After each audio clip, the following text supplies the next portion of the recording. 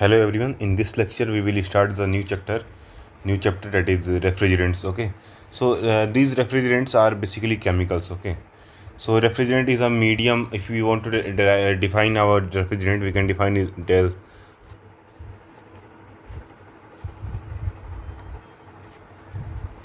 refrigerant is a medium of heat transfer. Heat transfer which absorbs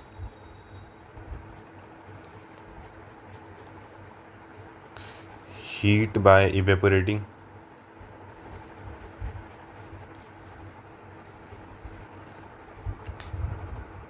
at a low temperature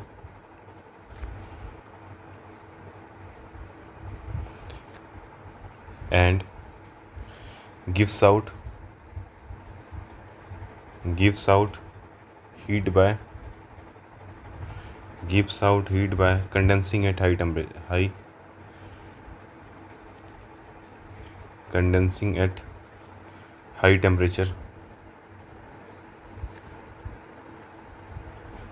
and pressure conditions. So what it does, refrigerant is a medium heat transfer which absorbs heat by evaporating at a low temperature. That is what happens in our evaporator, and gives heat by condensing at a high temperature and pressure condition. Okay, and this is condition is what happens in our condenser. Okay, now like for a refrigerant, for a chemical to be refrigerant, it must meet certain conditions like chemically, physically, and thermodynamic properties, so that it can be used in VCRS cycle.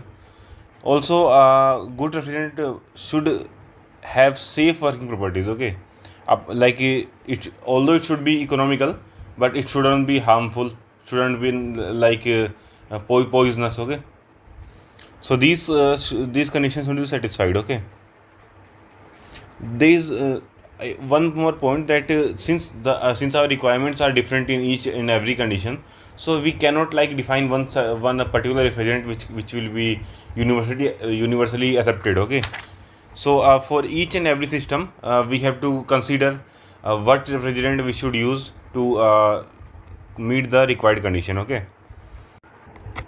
now the first topic we will study is types of refrigerant. Types of refrigerant. Okay, so there are basically two types of refrigerant. First is primary refrigerants.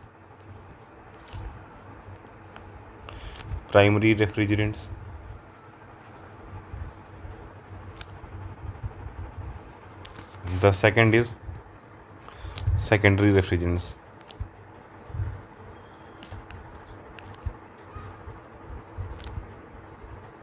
Secondary refrigerants. Okay, now we will see what is primary refrigerant and what is secondary refrigerant individually. Okay, now if we talk about primary refrigerant, so the primary refrigerant undergoes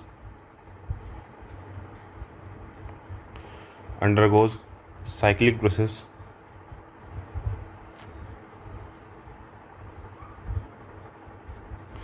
and produces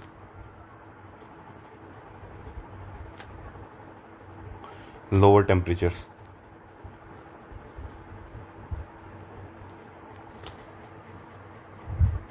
Okay, so our primary refrigerant basically undergoes a cyclic process, and this cyclic process might be VCRS or VARS. Okay, and it also produces a lower temperature. Okay, and one more point,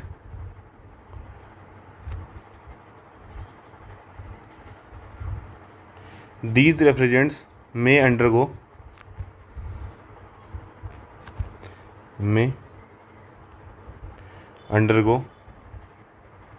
your phase change. Okay,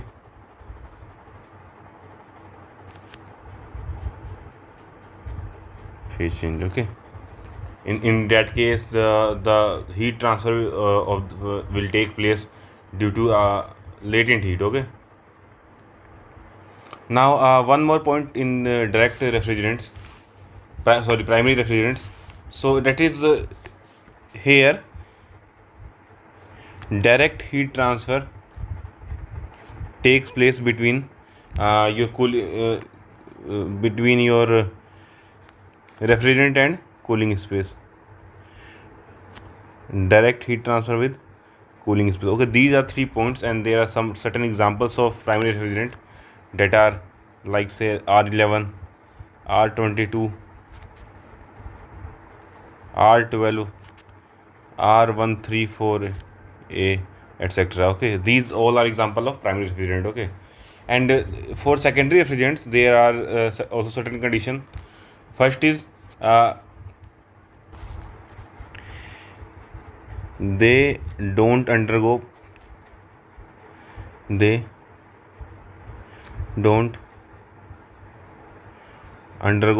cyclic process, or sorry, phase change. Undergo phase change.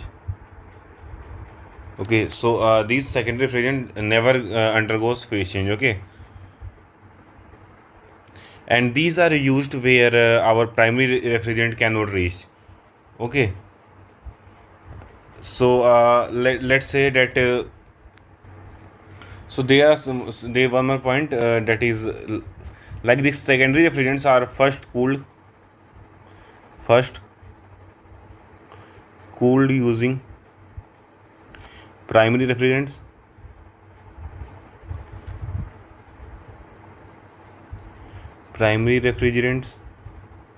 and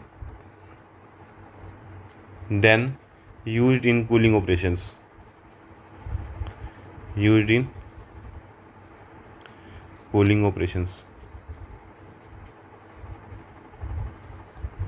Okay, now there are certain examples of the secondary refrigerant. First is if our working temperature is greater than equal to 0 degree Celsius, greater than 0 degree Celsius. In that case, we can use water, or if working temperature is less than or equal to 0 degree Celsius, we can use either antifreezes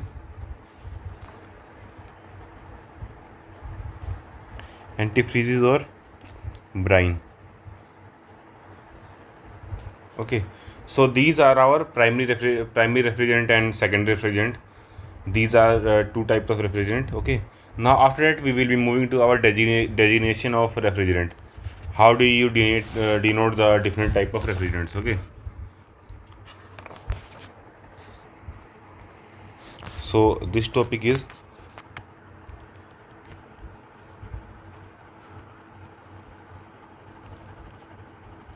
designation of refrigerants.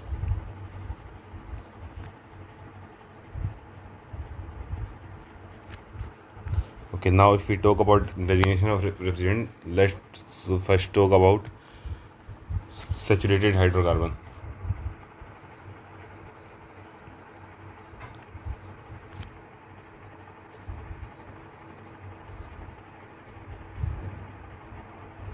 First type of refrigerant is saturated hydrocarbon. Okay, if your chemical formula is in terms of, let's say,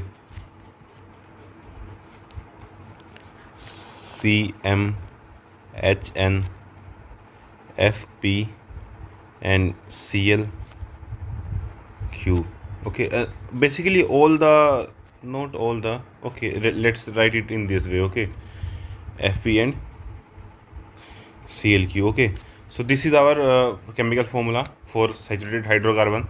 So in that case, then we can say that since it is a hydrocarbon, saturated hydrocarbon, we can say N plus P plus Q is equal to 2M plus 2. Okay, so this is a relation, point number 1, which you should remember.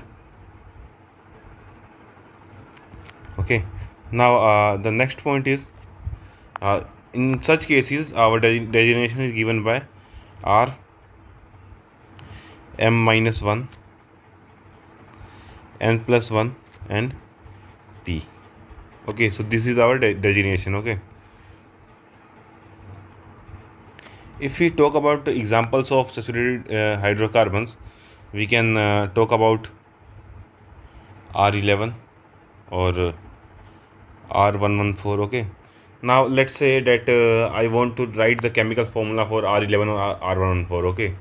So from here I can say, let's say if I want to write it for R11. So from here I can say that there must be first three digits. Okay.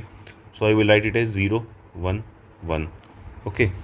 Now if I written this and I want to calculate the formula for this, in that case what I should do, let me do it here. Okay, since this is the case, so I can say that it is written in form of R m minus 1, n plus 1, and p. Okay, from here I can write m minus 1 equal to 0, n plus 1 is equal to 1, and p is equal to 1. Okay, from here I get m is equal to 1 and n is equal to 0. Okay, so from this I can write, like I can consider this equation, n plus p plus q is equal to 2m plus 2, and from here I can find m is equal to, so if I substitute n is equal to 0, p is equal to 1, m is equal to 1, so I get m is equal to, sorry, we know the value of m is equal to 1, n is equal to 0, and p is equal to 1. From here I can find q is equal to 3. Okay, so if I write this as like this, so I can write C, m is 1, and then h, n is 0, then f, n is 1, and cl, f is, and q is 3. Okay, so I can write it as ccl 3f. Okay, or I can also write it as cfcl3. So cfcl3 is known is chemical formula known for R11. Okay, similarly I can also find for R114A, that will be C2ClF4. Okay, now I will be moving to our second refrigerant. Now let's talk about unsaturated hydrocarbons. Okay, or it is also called unsaturated compounds. And similarly to last, as we studied in saturated, if the equation is represented, chemical formula is represented by Cm, Hn, Fp, and Clq, then for unsaturated hydrocarbons we will get n plus p plus q is equal to 2m. Okay, and in case of unsaturated, our formula is written as R1. 1 is in all the formulas. M minus 1, n minus, n plus 1, this should be n plus 1 p. Okay, it means that in case of unsaturated hydrocarbons there will be 4 digits after our letter. Okay, now if we want to see some examples for unsaturated hydrocarbon, we can say that first one is, let's say, C2H4. Okay, or is also known by R1150. Okay, now let's say I have to write chemical formula for C2H4. Okay, so from here I can say m is equal to 2, n is equal to 4. Okay, now p is equal to 0 and q is equal to 0. Okay, so if we okay, so we know all these terms. Okay, now if I substitute these values in the formula, I will get R1, m minus 1 is 2 minus 1, 1, n plus 1 is 4 plus 1, 5, and 0 will remain same. So we get the formula. Okay, now if we want to like backward, so we will consider this equation here, and we can write that this 1 is fixed for all your unsaturated hydrocarbons, since there are 4 digit after a letter after R. So we can say that this is for unsaturated hydrocarbon. Okay, in that case 1 will remain same, and the rest of 3 digits will be written as m minus 1 is equal to 1, n plus 1 is equal to 5, and p is equal to 0. Okay, so from here I can get m is equal to 1, sorry, m is equal to 2, n is equal to 4, and p is equal to 0. So using this equation I can find, like, using equation n plus p plus q is equal to 2m, I can find q is equal to, so this will turn into 4, and here p is equal to 0, this is 4, so q is equal to 0. Okay, so we get m2 c4, so c2 h4 and p0 q0, so c2 h4 is the formula for R1150. Okay, I hope you understand this point. Talking about next type of refrigerant, we will talk about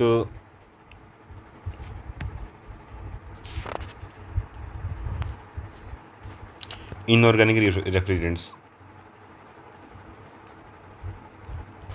Inorganic refrigerants. Okay, so when we talk about inorganic refrigerants, they are represented by R700 plus molecular weight. So this is our formula for inorganic refrigerants. Okay, now there are some examples, so let me show some examples.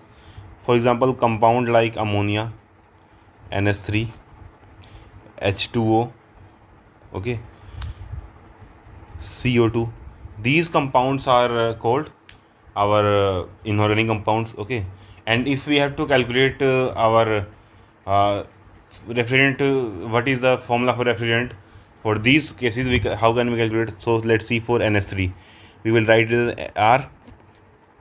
R700 plus chemical form weight is 14 plus 3 15, sorry, 14 plus 3 17. Okay, so we will get R717. Okay, if we talk about H2, I can write R700 plus here 2 plus 16 18, so we will get it as R718. Now if we talk about CO2, we will talk R700 plus 12 plus 32 44. Okay, so we will get R744. Okay, so this is how we write our formula for inorganic refrigerants. Okay, talking about next, we have fourth is azeotropic mixtures.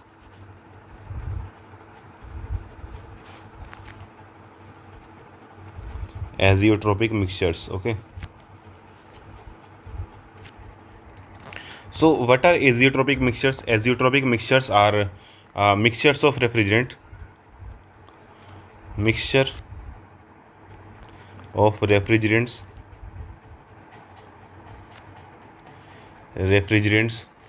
which behaves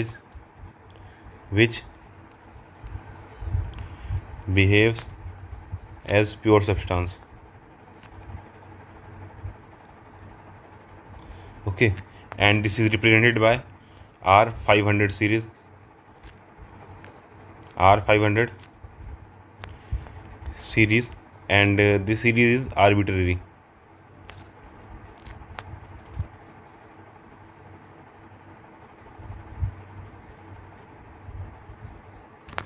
Okay. Now if I talk about example, if we talk about example of azeotropic, so we can say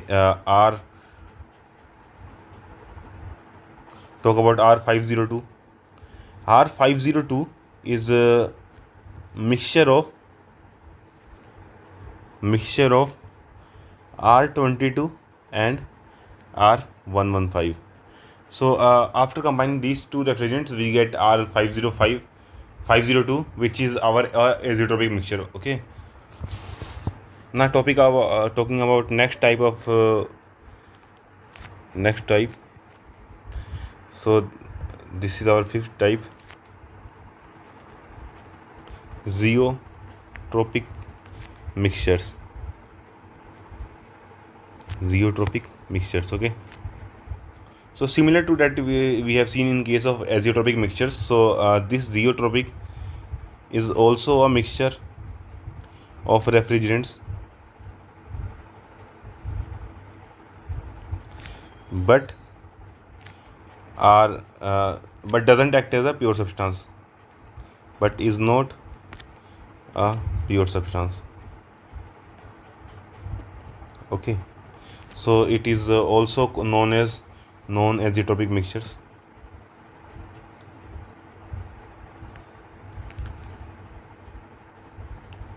Known as azeotropic mixtures. Okay, so if we talk about how we denote this, so we denote it by R 400 series. Okay, and this is also arbitrary.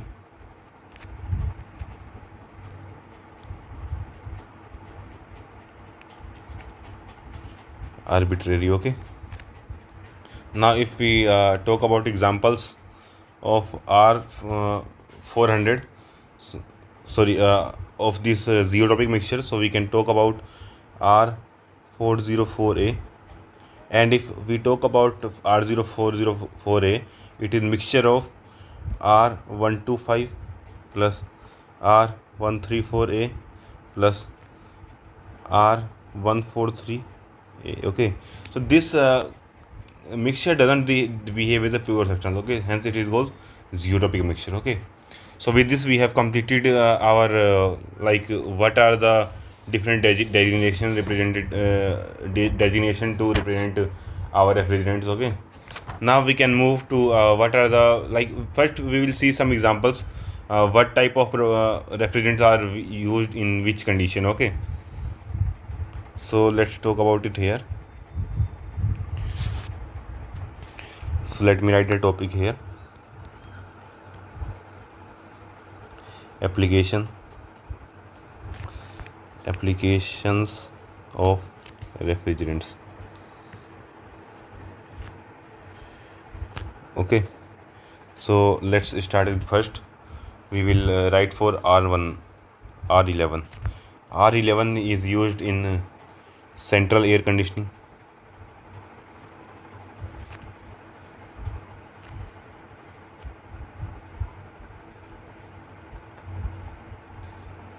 Okay, and next if you talk about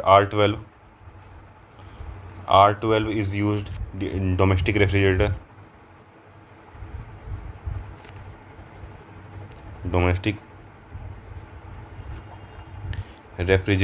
And also water coolers. Okay, if we talk about R22 is used in window AC.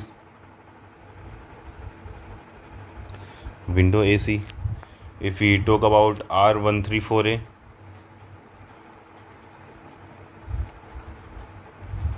it is used in car AC, and also in it is also used in domestic refrigerator. Nowadays it is also used in domestic refrigerators and water coolers. Okay, if we talk about let's talk about ammonia, NS3. NS3 is used in cold storage plants. Cold storage, ice plants,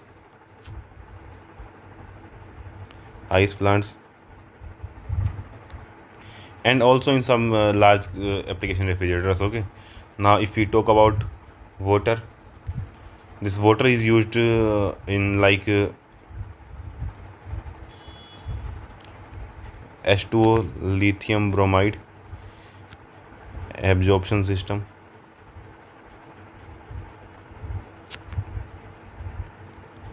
Okay, if we talk about CO2, so CO2 is used in direct contact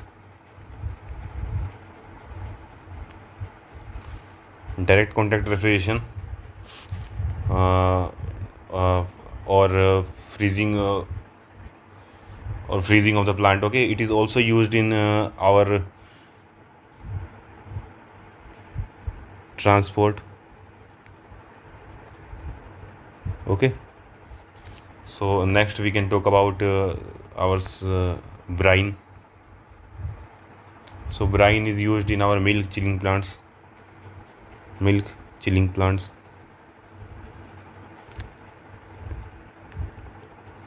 Okay. Next we can also talk about air. Air also works at refrigeration in gas gas liquefaction. What else? Aircraft refrigeration system. Aircraft refrigeration system.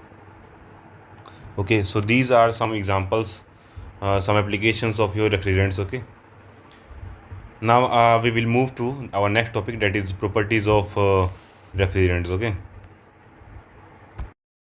so next topic is our properties of refrigerants. Properties of refrigerants. Okay, so there are basically three types of properties we talk about. First is thermodynamic properties.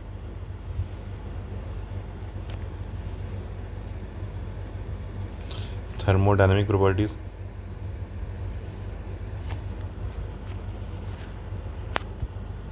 Okay, the second is chemical properties.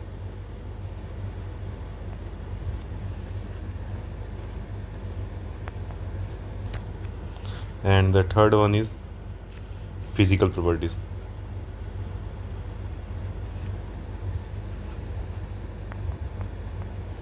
Okay, so now let's first talk about your thermodynamic properties.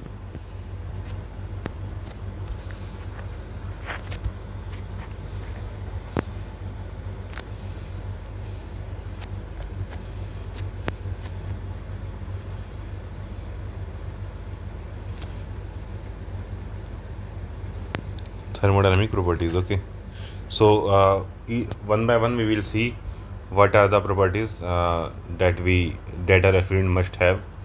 Okay, so when we talk about our first thermodynamic property, so first thermodynamic property is, if we talk about critical temperature.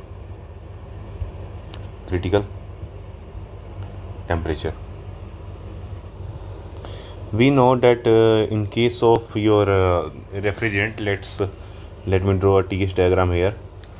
So if I draw a TS diagram here, so this is our dome, and these are constant pressure lines.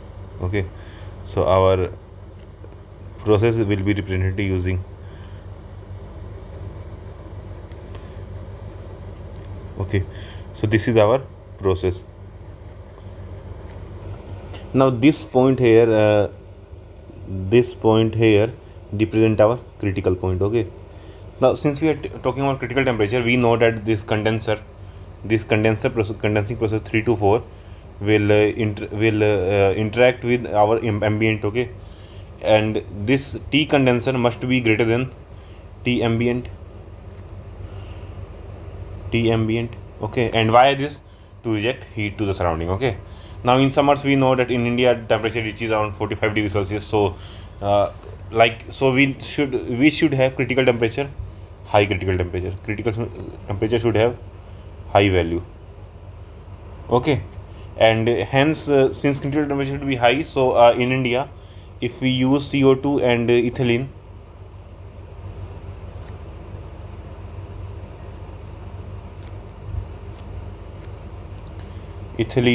these are not suitable for Indian environment, because not suitable for Indian environment.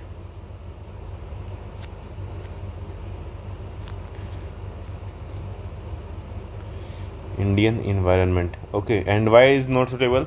Because critical temperature for CO2 and ethylene is less. Okay, the second point, let's talk about specific heat.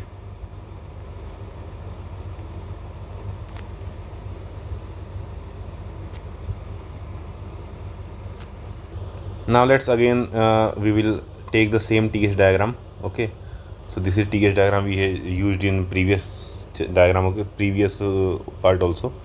So if we talk about CP like specific heat, So there will be two specific heat. Okay, so first specific heat will be for vapor, and second specific heat will be for liquid. Okay, we will see how the Cp of vapor and Cp of liquid, what value this two should have. Okay, now if I say let's say that our S2, so we know to show like in this diagram there should be some superheating and subcooling that should indicate uh, your CPV and CPL values there. Okay, so let me move it a bit.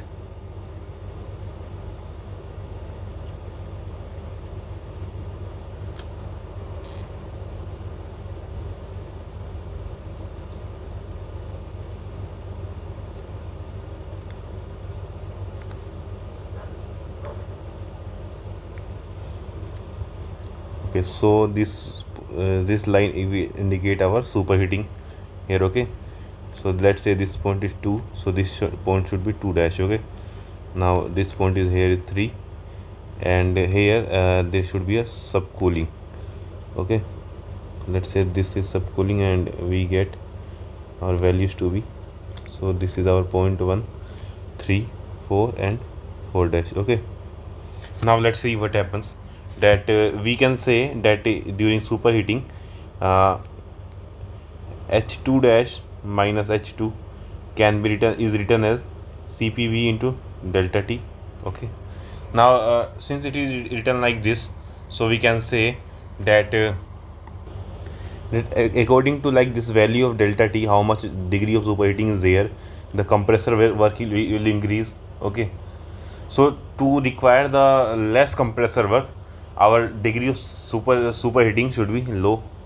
Okay, so our delta T value should be less. Okay, for delta T value should be too less, Cp value should be high. So here we can say that CPV of vapor should be low, sorry, high. Only then will our degree of saturation superheating will be less. Okay, now if we talk about subcooling, so we know that since it is in gaseous phase, so we will use TDS equation here. So we know that for process TDS is equal to dH minus VdP. Okay, now from 4 to 4 dash our pressure is constant, so we can term this term as 0. We get dH, or we can write that TDS is equal to dH is equal to, we can write dH is CPL dt or dt. Okay, now if we talk about this, so from here we can say that this CPL is directly proportional to our entropy, change in entropy. Okay, so if so our entropy, change in entropy value should be low to reduce losses. Okay, higher the delta S value, the more far this point 1 will come. Okay, so this delta S value should be less, hence CPL value should be less, so this value should be low. I hope you understood till here. Okay, now we will be moving to our next part, that is next thermodynamic property, and that property is known as your enthalpy of vaporization. Enthalpy of vaporization, or is also called latent heat. Okay, that is HFG. Now let's see the same diagram we have seen in the first part. So this is our TH diagram, standard TH diagram. So if we see, then this 2 to 1 part is our refrigeration effect. So we have a refrigeration effect is equal to H2 minus H1. Okay, I hope you understood this point well. Okay, now if we want to obtain refrigeration capacity, okay, so this should be written as mass flow rate into refrigeration effect. Now let's say what happens, we can like for to obtain the same refrigeration capacity, we can either control mass and refrigeration effect. Okay, refrigeration effect is H2 minus H1. Okay, So to provide less mass flow rate, the refrigerant effect value should be high. Okay, we want that we should spend less on our refrigerant, so our mass flow rate should be less. Since mass flow rate should be less, our refrigerant effect should be high. So for refrigerant effect should be high, our H2 minus H1, that is proportional to our HFG, that is our enthalpy of vaporization, should be high. So HFG should be high. So from here I can write HFG should be, this value should be high. Okay, I hope you understood till here.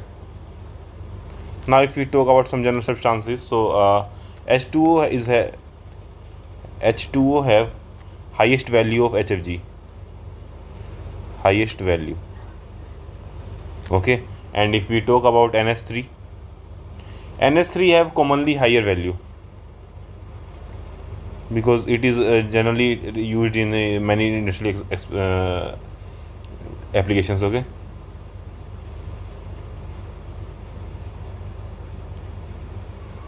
okay, now if we talk about fourth term, fourth is conductivity. Conductivity represented by K. Okay, now if we talk about this, so we know that Q is given by, Q is equal to minus K A dt by dx. From here we can say that this K is, conductivity is inversely proportional to area. Okay, what does this mean? This means that this K value should be, like if we want area to be less, K value should be high. So this K value should be high such that our size is less, size is small. I hope you understood this point. Now moving to next point, point number 5, that is condenser pressure and evaporator pressure. Okay,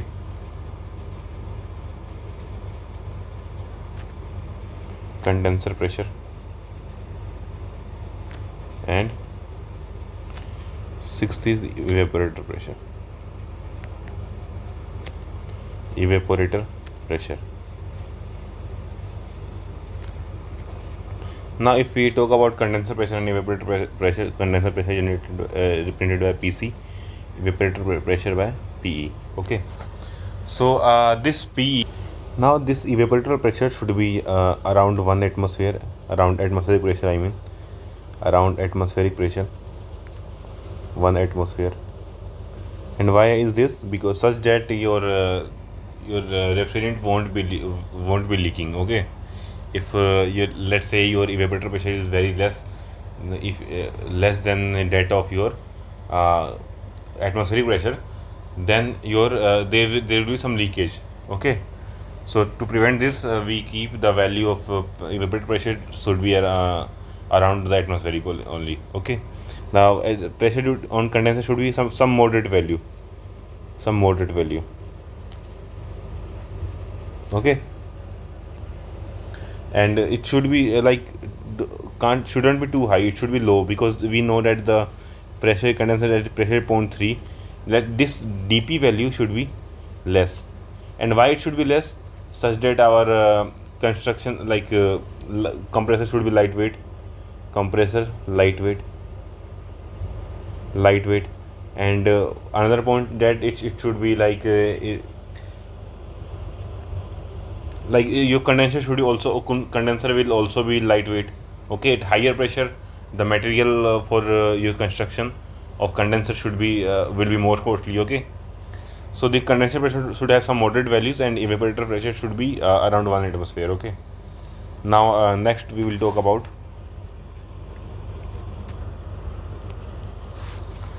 compression ratio.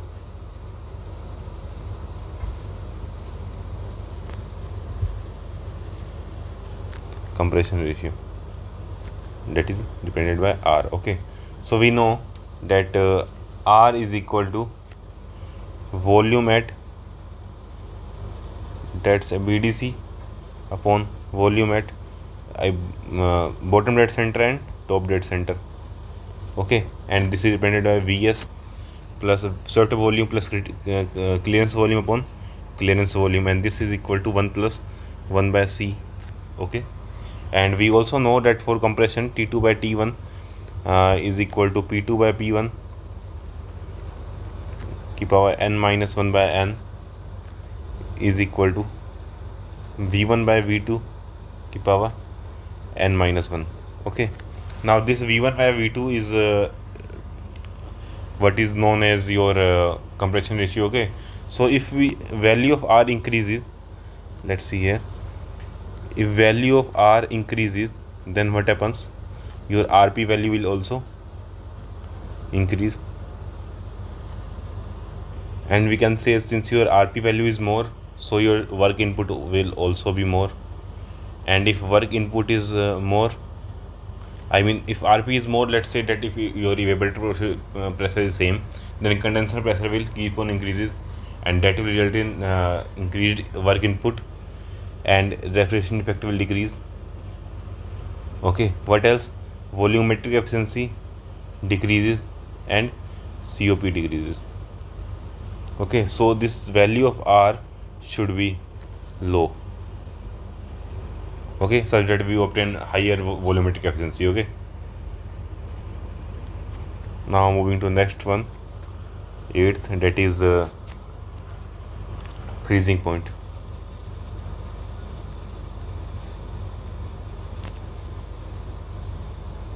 So we have to like generally cool the liquid inside our space. Okay, so let's say that your space, okay, let me like use this diagram here too. So here what happens that this is, let's say, space is at some temperature, let's say this is at 10 degrees Celsius. We have to keep it at minus 10 degrees Celsius. Okay, and refrigerant refrigerant should be at, so like temperature refrigerant should be lower than that of our space. Okay, so it should be like minus 15 degrees Celsius. Okay, only then the heat transfer will take place from our space to the evaporator. I hope you get this point. Okay, so your value of refrigerant, like lower temperature, should be like its freezing value should be very low or low. And why it should be low? Because if it isn't low, then like we require the, like say here temperature of minus 15, but let's say its freezing point is 10 degrees Celsius only, minus 10 degrees Celsius only, so it won't be like at minus 15 it won't be able to flow. Okay, it will be frozen at that point. Okay, moving to next point, that is point number 9, that is our compressor discharge temperature. Compressor discharge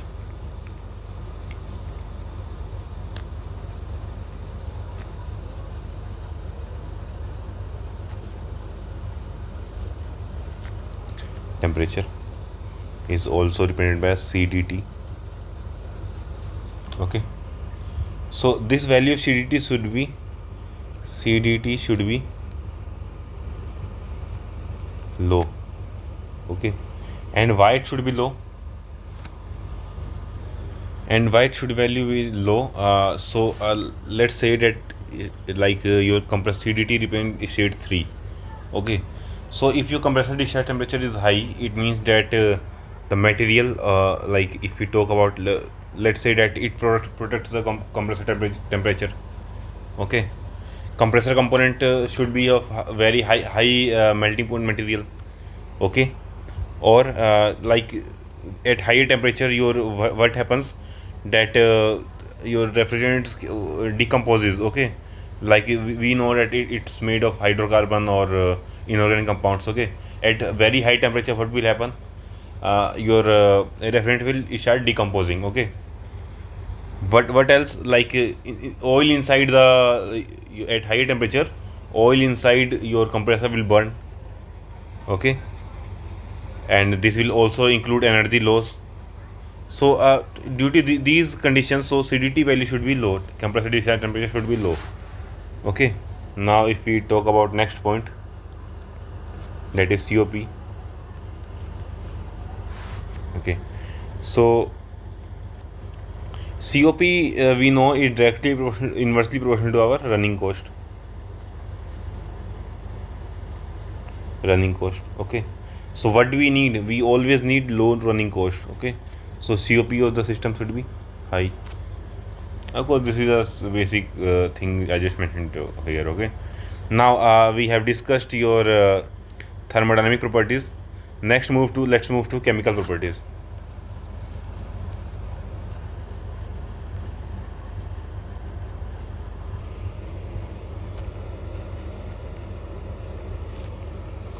Chemical properties. Chemical properties. Okay. So first chemical property we will talk about the toxicity.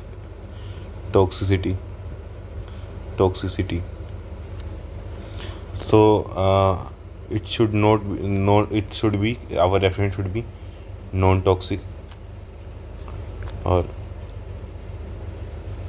should be non-toxic in nature.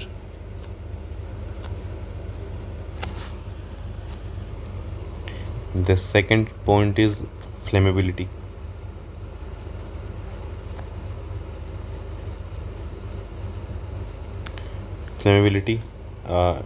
So our refrigerant should be non-flammable.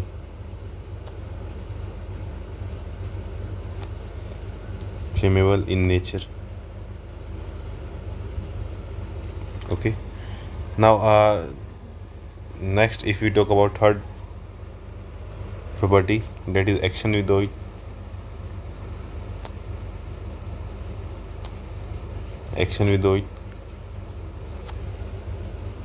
Now if we talk about toxicity, and since we have already talked about toxicity and flammability, we can mention one point here, that ammonia is both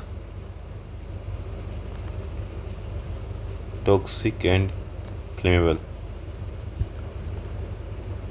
Okay. So if we are talking about action with oil, so according to action of oil, the refrigerant may be miscible, fully miscible with oil, fully immiscible, or partially immiscible. Okay. So refrigerant could be possibly action of with oil, so it could be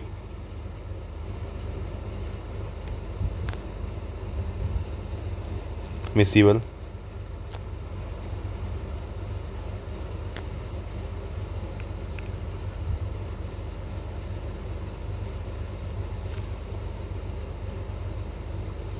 fully immiscible, or partially miscible. Okay. So there are certain examples of fully miscible. So R11 and R12 are fully miscible refrigerants. If we talk about immiscible, NH3, that is ammonia, and carbon dioxide are our fully immiscible. Okay. And R22, let's say R22 is partially miscible. Okay. So in case of partially miscible, there is a chance of choking. Okay. This causes choking. Okay. So therefore, like in case of partial miscible, we use synthetic oil.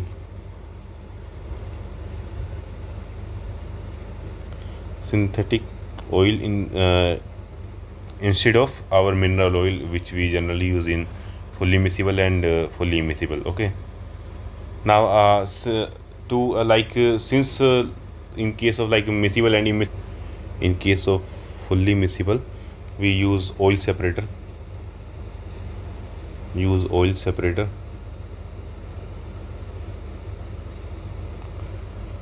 Between compressor and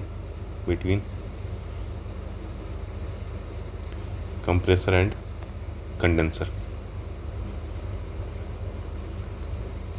Okay. At exit of condenser and inlet of condenser, we use an oil separator. Okay. In case of like your hair, in case of immiscible fluids, the oil separator is not required because the oil will not mix with your refrigerants. Okay. In partially miscible also we use our oil separator. Okay. Now let's talk about the next thing, that is fourth point, which is action with material of construction. Action with material of construction. Okay. So like since our refrigerants are chemical, so they will certainly react with some elements, and won't react, and will be favorable with some elements. Okay. So we will see which if refrigerant will react with which element. Okay. There are certain examples only we take. Okay.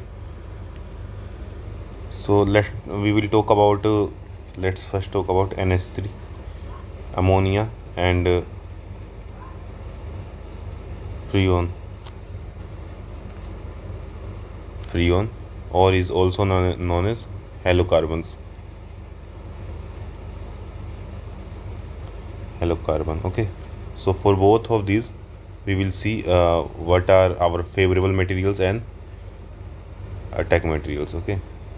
So here we will mention attack, here will be mentioned favorable. Okay. So our ammonia attacks copper and favorable to wrought iron. Okay. Freon attacks aluminum and is favorable to copper. Okay. I hope you remember these 2 points. Okay. Now moving to next third property, that is physical properties.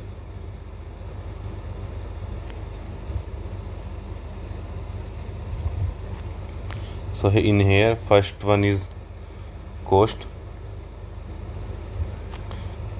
second is viscosity,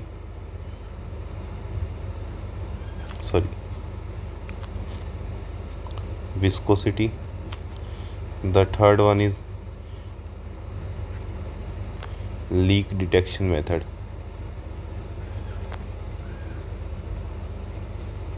Okay. So if we talk about cost, it should be low. Of course cost should be low. Okay. And viscosity also should be low to maintain for, or we can say for easy flow,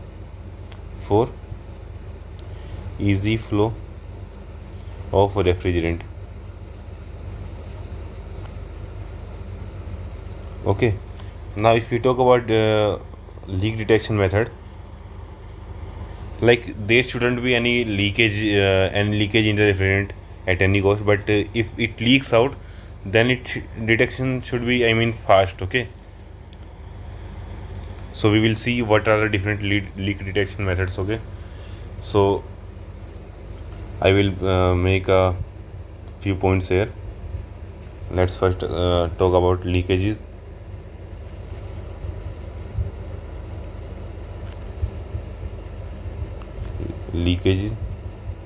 Which refrigerant leakaging and detected by. Okay. So in case of ammonia,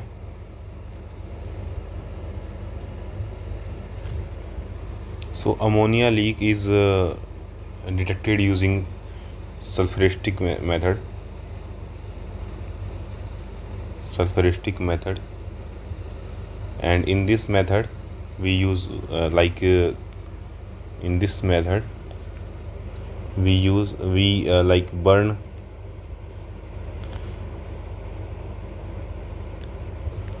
burn sulfur candles. Okay. And these candles releases white fumes, or let me mention with this color, white fumes. Okay, this is about NS3. Okay, now let's talk about next leakage. Let's talk about SO2. Okay, so in SO2 leakage we use ammonia swab, NS3 swab test.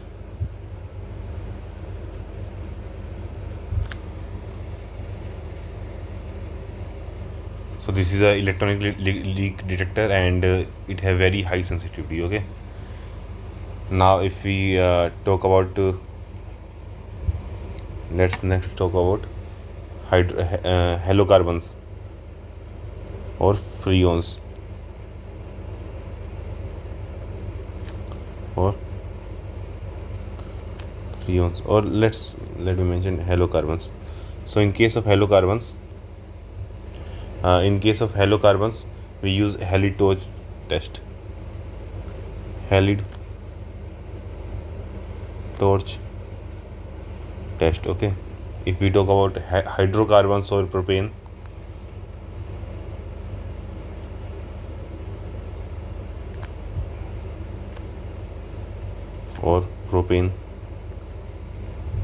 in this case it is detected using your soap bubble water test.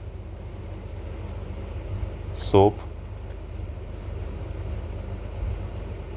bubble method, or we can write water test. Okay, so these are our few of leak detection methods. Okay, now for the last topic we will discuss some point on ozone depletion.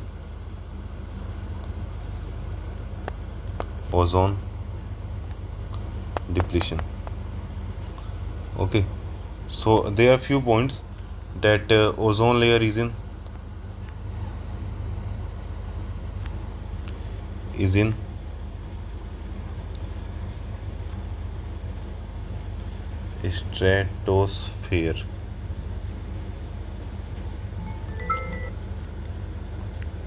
stratosphere. Okay, next point is this ozone layer protects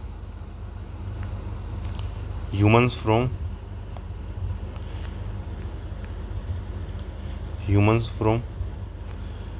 ultraviolet rays, which causes skin cancer. Okay, the third point is chlorine atoms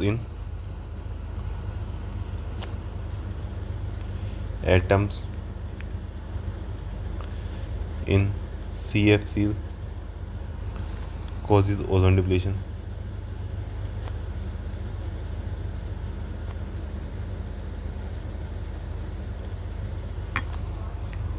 Okay, and the one more point,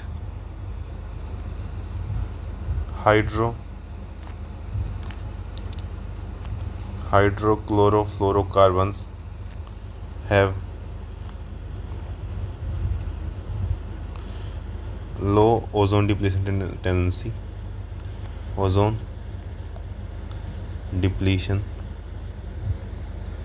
tendency. But they have global warming tendencies. Okay, tendency. Okay, so there are few more points which I would like to mention here. Okay, so first point, you all should know that pure hydrocarbon is highly inflammable due to your presence of hydrogen atoms. Okay,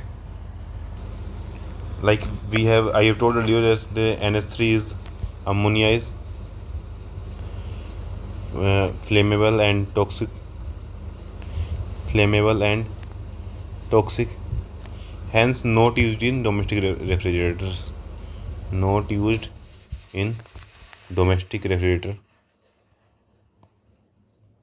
domestic refrigerator or air conditioning, anything. Okay. Next is silica gel. Silica gel is used in liquid line for dehydration of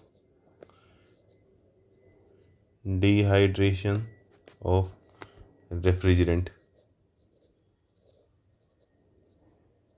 Okay, so we will stop our lecture here for today. Okay, so thank you for attending.